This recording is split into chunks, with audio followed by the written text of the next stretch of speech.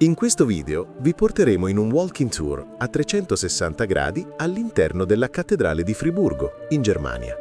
Vi racconteremo inoltre alcune curiosità storiche che vi faranno sicuramente venire voglia di andare a visitarla.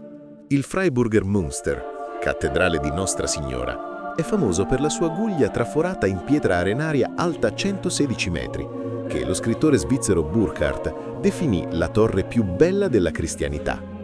Sorprendentemente, la cattedrale fu una delle poche grandi chiese tedesche a sopravvivere ai bombardamenti della Seconda Guerra Mondiale, mentre gran parte dell'area circostante la Münsterplatz fu rasa al suolo. Mentre nella maggior parte delle cattedrali europee, le vetrate furono donate da re, papi o vescovi. A Friburgo i veri finanziatori furono le corporazioni degli artigiani, ovvero le Zunfte. Questi lavoratori volevano lasciare il segno e inserirono i simboli del loro mestiere direttamente nelle finestre sacre. La più famosa è la finestra dei panettieri. Se guardi attentamente la parte inferiore di questa vetrata colorata nella navata laterale, vedrai raffigurato un bretzel dorato custodito da 2 leoni.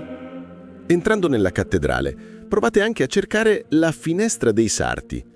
Lì, invece del pane, troverete un paio di forbici enormi, immortalate nel vetro colorato.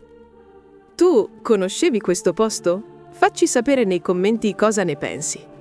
Non dimenticare di seguirci per altri video dei luoghi che visitiamo lungo il nostro viaggio alla scoperta dell'Europa.